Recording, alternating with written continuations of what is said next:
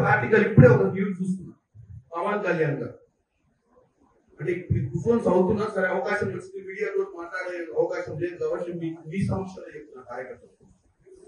పవన్ కళ్యాణ్ గారు కాంగ్రెస్ పార్టీ పాకిస్తాన్ కి సపోర్ట్ చేస్తే పాకిస్తాన్ పోమని చెప్పేటువంటి డైలాగ్ ఉంటుంది.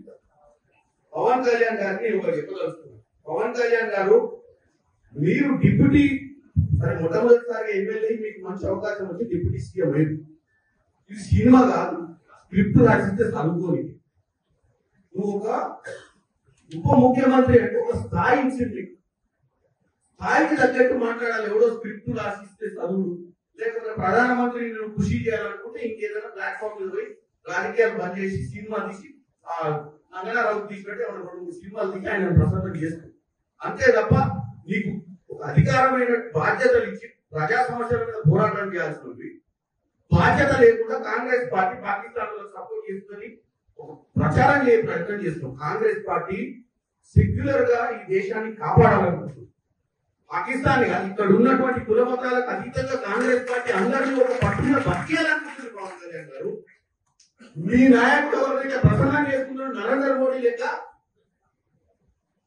కుల మతాల మధ్యన చిచ్చు పెట్టే ప్రయత్నం చేస్తలేదు. నీకు వాస్తవంగా నిలదీసే నరేంద్ర మోడీ ఎన్ని రోజులైంది? నలుగురు వచ్చి ముసుకలు కాల్చిపోతే నలుగురిని పట్టుకునే దమ్ము ధైర్యం లేక పిట్టగదా ఎప్పుడో తిరుగుతుంది. ఏం ఇంటెలిజెన్స్ నడుస్తుంది దేశంలో? నలుగురు వచ్చి మిట్ట మధ్యాహ్నం కూడా బౌండరీ మీద కూడా కాదు, ఓటర్ మీద కూడా కాదు, లోపలికి వచ్చి 100 కిలోమీటర్ల లోపలికి వచ్చి కాల్చిపోయిన నలుగురిని పట్టలే నువ్వు పిట్టగదా చెప్తే నువ్వు ఆ పిట్టగదా నువ్వు విని మన కాంగ్రెస్ పార్టీని విషప్రచారం చేసే ప్రయత్నం చేయడం అనేది వాస్తవంగా ఆంధ్ర ప్రజలు నీలాంటి ఉప ముఖ్యమంత్రిగా ఎన్నుకునేందుకు వాళ్ళ క్షేమియాలి. ఎందుకంటే నువ్వు ప్రజా సమస్యల మీద మాట్లాడే పొలిటికల్ పార్టీని అటాక్ చేసి బేస్లెస్